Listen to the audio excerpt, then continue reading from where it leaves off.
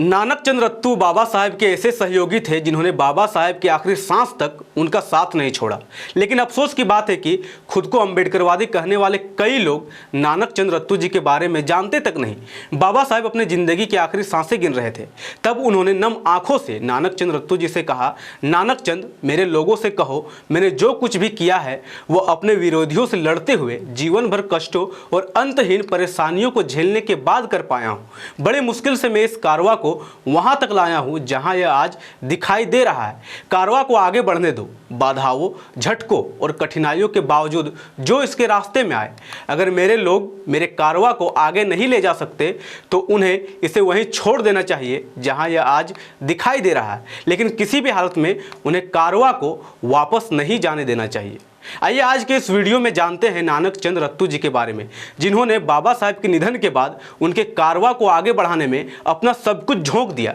यही कारण था कि नानक चंद रत्तू जी को लोग बाबा साहेब का दूसरा रूप मानते थे, और जो लोग बाबा साहेब को देख नहीं पाए वे नानक चंद रत्तू जी को देखने की हर संभव कोशिश करते रहे, क्योंकि नानक चंद जी में उन्हें बाबा साहेब दिखते थे।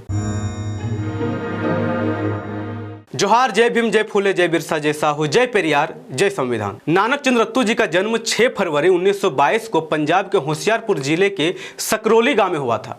उनका जन्म भी एक ऐसे परिवार में हुआ था जिन्हें लगातार जातिगत भेदभाव का सामना करना पड़ा। नानक चंद रत्तू जी ने 1938 में मैट्रिक पास की और आगे की पढ़ाई के लिए वे दिल्ली आ गए।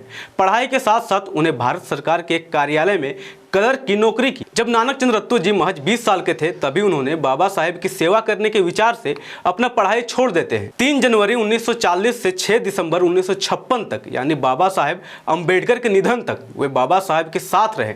नानक चंद रत्तू जी ने 17 साल से अधिक समय तक बाबा साहेब के साथ रहे और निस्वार्थ भाव से उनकी सेवा की। सितंबर 1951 में बाबा साहेब ने नेहरू मंत्रिमंडल से इस्तीफा दे दिया।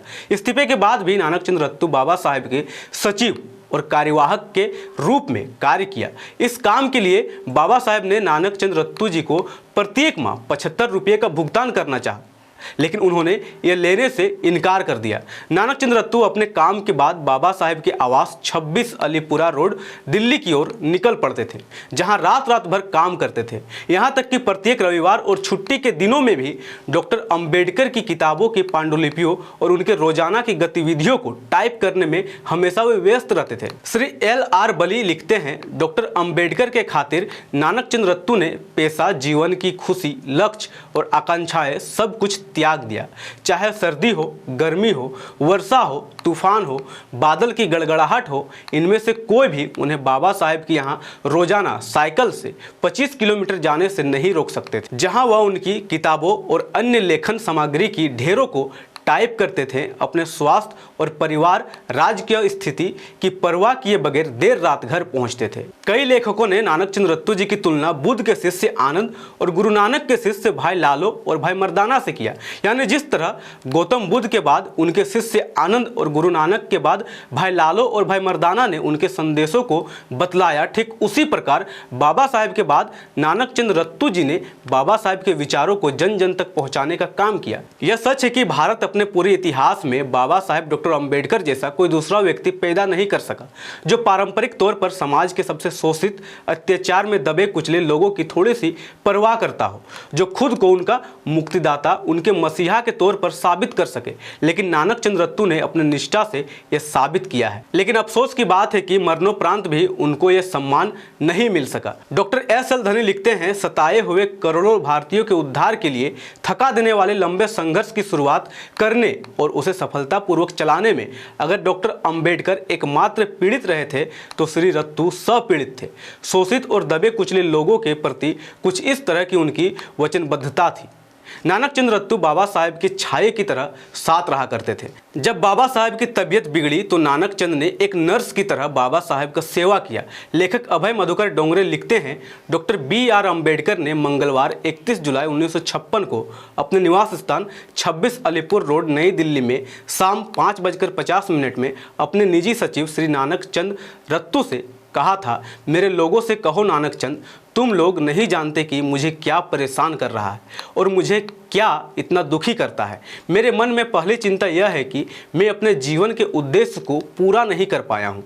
मैं अपने लोगों को अपने जीवन काल में एक शासक वर्ग के रूप में देखना चाहता था, जो अन्य समुदायों के साथ समानता के आधार पर राजनीतिक सत्ता में भागीदारी हो।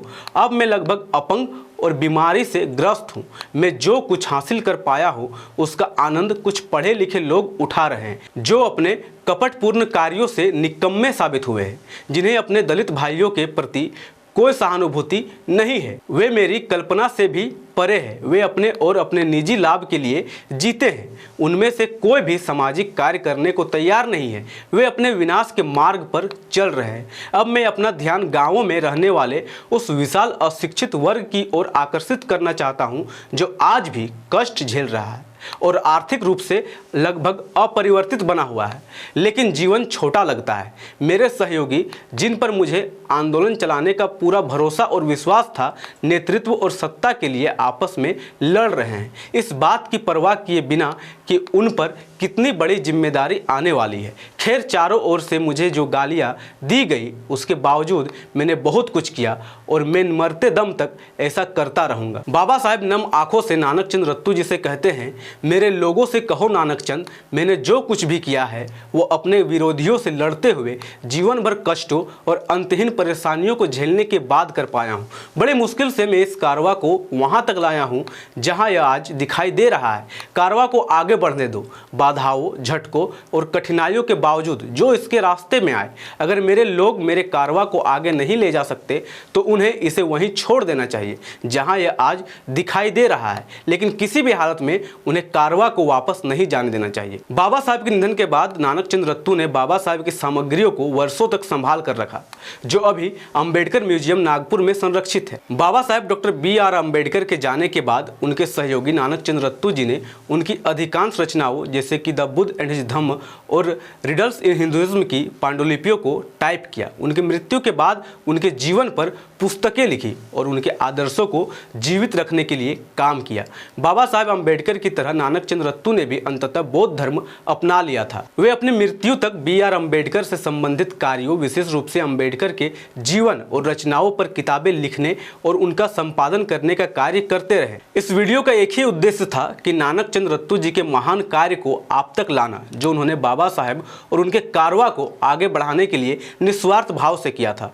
इस वीडियो को शेयर कीजिए हर उस अंबेडकरवादियों को, ताकि वे भी नानक चंद रत्तू जी के बारे में जान सके और किस तरह एक महान व्यक्ति के महान आंदोलन के लिए अपना सब कुछ त्याग दिया, ये बात समझ सके। वीडियो कैसा लगा अपनी राय कमेंट जरूर करें। साथ ही वीडियो को लाइक करें ताकि हम आपके लिए और भी ऐसे ही वीडियो लेकर आते रहें। धन्यवाद। जय संविधान, जय भारत, जय भीम, जय मूल निवासी। MNT न्यूज नेटवर्क को सब्सक्राइब करें, लाइक और फॉलो करना ना भूलें। साथ ही बेल आइकॉन दबाकर जन जागृति की मुहिम में जुड़े रहें।